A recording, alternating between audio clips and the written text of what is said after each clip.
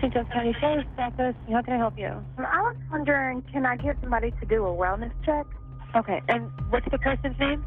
His name is Father Rene Roberts. I think my brother might have done something to hurt him and stole his car and everything. I got a phone call from my sergeant at the time, and he told us we had a missing priest. We made contact with the person who cleaned his apartment, and patrol deputies went inside the apartment with her, and he was not there.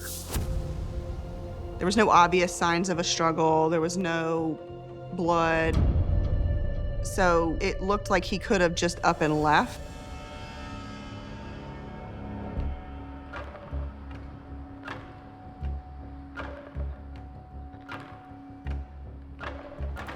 My brother is Stephen Murray. Okay. My brother got out. He got released from jail. And Father Renee called me when he got out. My brother had already contacted him for money and rides and stuff like that. Okay. She told the detectives that Father Rene had become involved with individuals that were troubled per se, that had been in jail. He always tried to actually help him recover, get on the right path. And Father Rene was trying to help Stephen with drug addiction and drug use.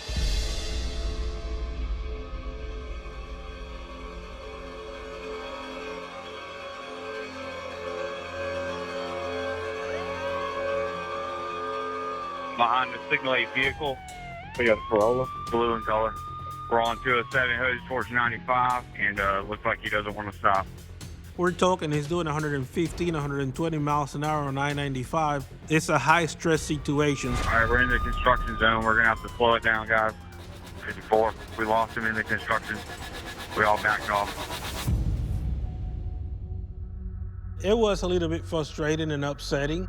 Whoever was driving the car was a critical piece of the puzzle for us to be able to get to where Father Rene was.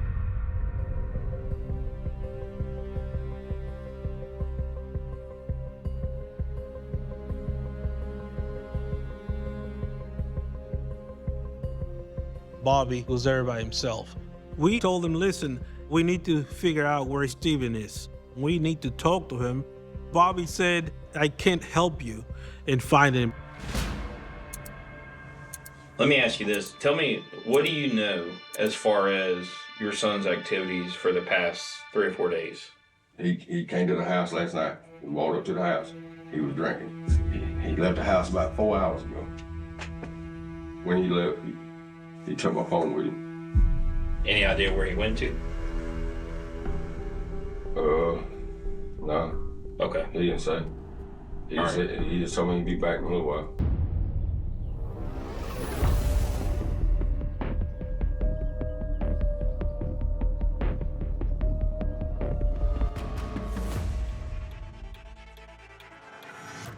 SWAT starts working down this fire break in the woods, searching for Stephen, and they come upon Father Rene's vehicle.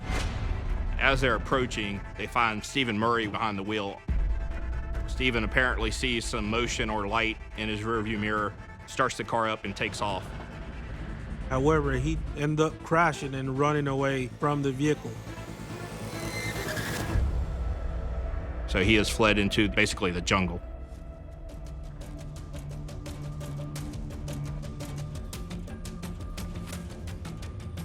After several hours of kind of keeping constant pressure and perimeter on this area, working it with teams, dogs, and helicopters, we kind of catch a break, and finally, Stephen comes down. I think it was very tiring on Stephen, and I think he just ran out of wind. But how fast were you driving to lose all the police cars?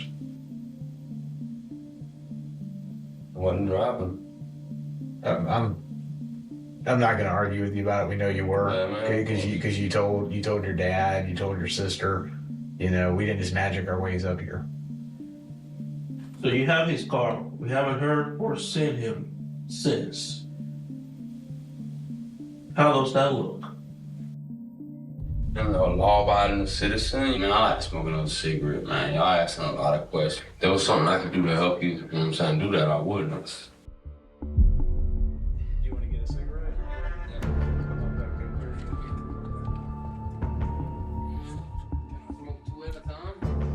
You can see by his attitude he was going to shut down and not talk to us anymore. But you cannot give up.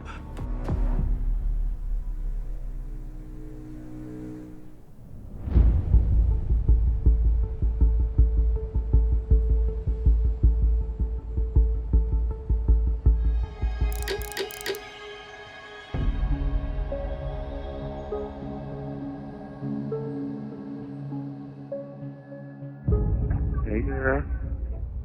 Hey, What you doing? we're going through hell out here that we don't even deserve. People talking to us, talking about that we used to help you cover up stuff and all, and we probably know where Father Renee is.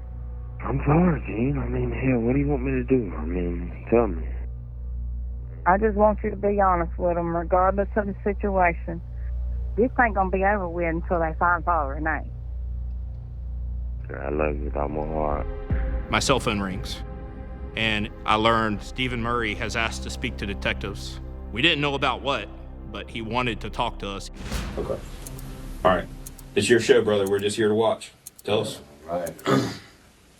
Well, the first part of the story I told y'all where Father Renee picked me up and I was going to pay him the money, which was true.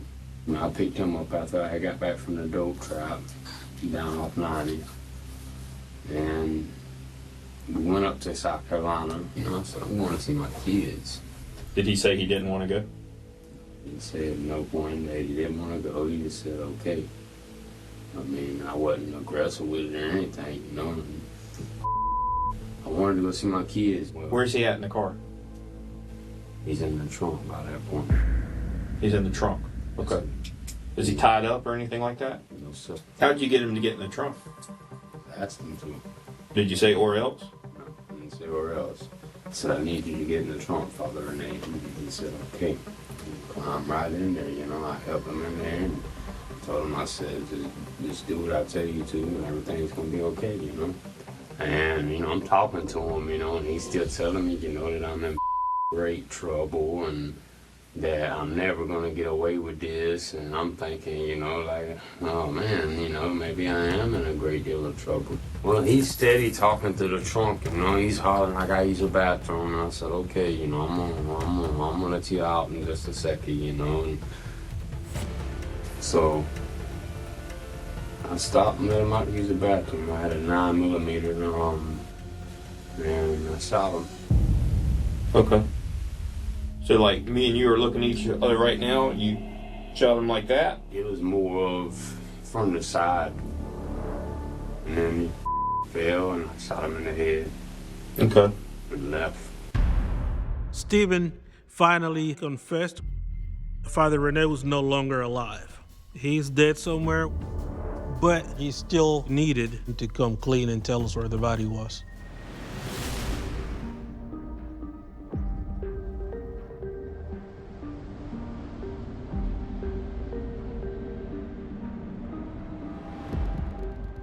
And almost immediately when we pulled up, we saw a flock of buzzards kind of take off, which kind of drew our attention over, and you could see Father Renee's body laying at the edge of the woodline.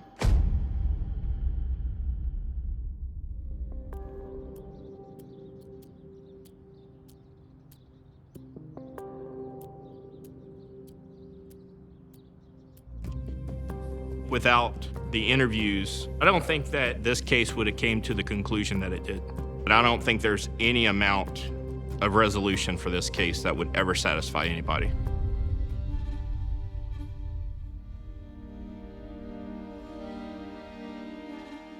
Father Renee had actually talked about possibly dying at someone's hands in the future, and that if that had ever happened, his wishes would be that that person not be subjected to the death penalty.